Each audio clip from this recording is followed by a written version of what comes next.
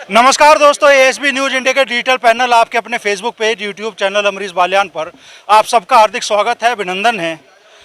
इस वक्त मैं मुजफ्फरनगर के नसीरपुर में बाबू नारायण सिंह पूर्व मुख्यमंत्री, उनके स्मृति में आज यहाँ बड़ा आयोजन किया गया है। उनकी बरसी पे हर साल ये आयोजन होता है और इस बार ये आयोजन इसलिए भी खास हो गया है फिलहाल के लिए तो कि मीरापुर विधानसभा क्षेत्र से विधानसभा पद के प्रत्याशी, विधायक पद के प्रत्याशी नवाजिश आलम चर्चाएं चल रही है और एक तरह से मोहर भी लग चुकी है। अमीर आलम खान साहब दावा कर चुके हैं कि जयंत चौधरी उन्हें प्रत्याशी बनाने का ऐलान कर चुके हैं। दूसरे संभावित प्रत्याशी है अजीत राठी जी, पार्टी के प्रदेश महासचिव संगठन। तीसरे प्रत्याशी भारतीय जनता पार्टी से हैं अमित राठी जी और पहली दौड़ दिन की यह है कि भाई सीट भारतीय जनता पार्टी के खाते में आ जाए। चौथे प्रत्याशी हैं संभावित प्रभात तोमर गुड्डू जी और जिला पंचायत अध्यक्ष कहाँ गए वीरपाल जी, निकल गए।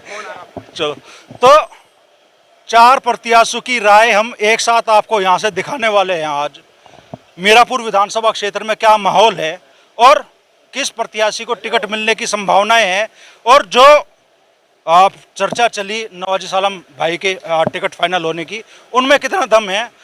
शुरुआत करते हैं राष्ट्रीय लोकदल के प्रदेश महासचिव संगठन और खुद में भी मजबूत दावेदार है अजीत राठी जी। दावेदारी बरकरार या टिकट फाइनल हो गया? आपके बराबर में बैठे हैं नवाजिश भाई। देखिए, हम तो जब भी आपकी हमारी मुलाकात हुई तो हमने तो आपको यही कहा है कि ये निर्णय, ये अधिकार हमारे राष्ट्रीय अध्यक्ष जी जयंत चौधरी जी का है।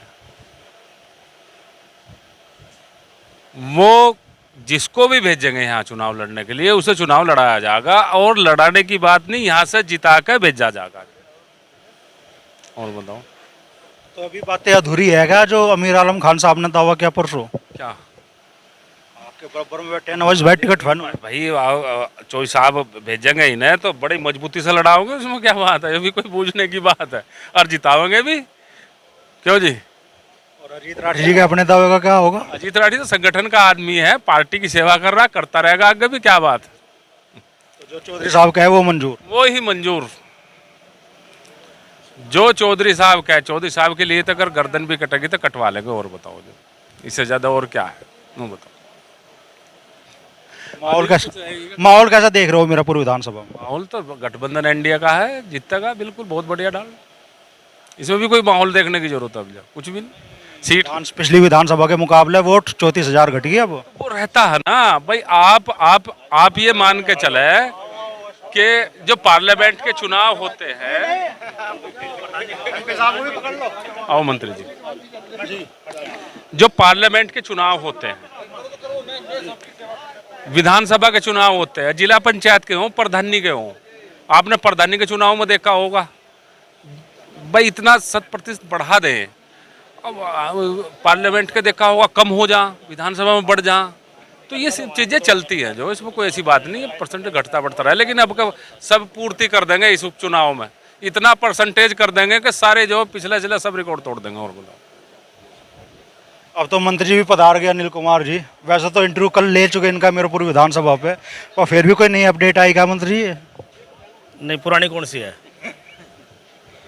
पुरानी तो ये थी, आपको कोई जानकारी नहीं थी? कुछ नहीं आई हो? मुझे अभी जानकारी नहीं है। अब भी जानकारी नहीं? मुझे जानकारी, मुझे व्यक्तिगत कोई सूचना नहीं है। भारतीय जनता पार्टी से दावेदार है, एक और दावेदार और जिला अध्यक्ष भी है राष्ट्रीय लोकदल के। बैठो बैठो, ठीक है, बाहर आ जाओ, वीडियो चल रहा, आ जाओ बैठो।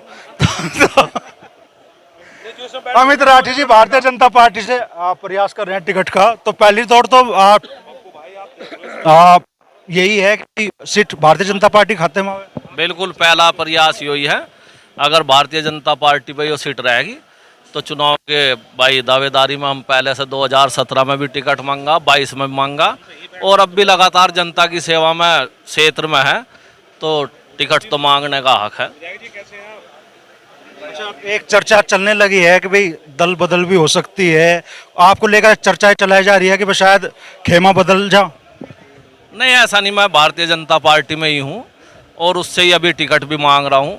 हाँ, इतना जरूर है क्षेत्र में जहाँ लोग बाग कहे कि भाई अब की बार क्षेत्रीय उम्मीदवार होना चाहिए। और मैं तो दोनों दलों से यही निवेदन कर सकूं कार्यकर्ता के रूप में कि आप क्षेत्रीय उम्मीदवार को चुनाव लड़ावे, वो कोई भी हो। अच्छा, परसों से सबसे ज़्यादा जो नाम सुर्खियों में चल रहा है वो पूर्व विधायक नवाजिश आलम खान साहब का है। तो नवाजिश भाई, अभी तो मोहर लग नहीं रही, पार्टी के नेता तो मोहर लगा नहीं रहे। देखिए, ये अभी आपकी परसों आपने एक इंटरव्यू लिया था पूर्व सांसद अमीर आलम जी का, और जो उन्होंने बात कही सांसद जी ने, मैं उनकी बात से इत्तेफाक रखता हूँ। और जो बात जिनसे हुई है, उन्होंने बात आपको पूरी स्पष्टीकरण दिया था। पहला हमारे नेता रहे, पार्टी एनडीए गठबंधन है, सभी गठबंधन के साथी यहाँ बैठे हैं, और जो हमारे क्या नाम नेता का दिशा निर्देश जो हुआ है वो आपको हम बता चुके। बहरहाल उसमें सच्चाई भी आपके सामने आ जाएगी।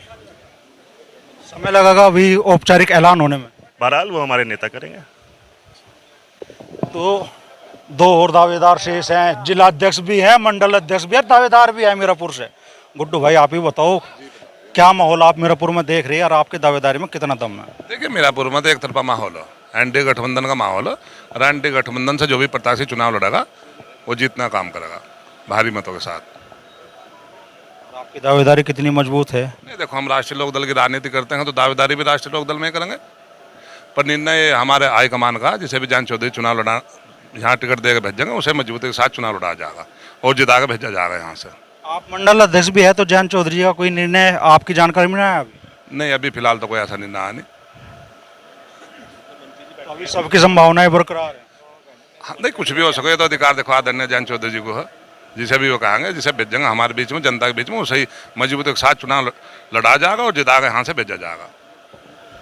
राष्ट्रीय लोकदल के जिलाध्यक्ष हैं, दावेदार भी हैं क्या मलिक साहब?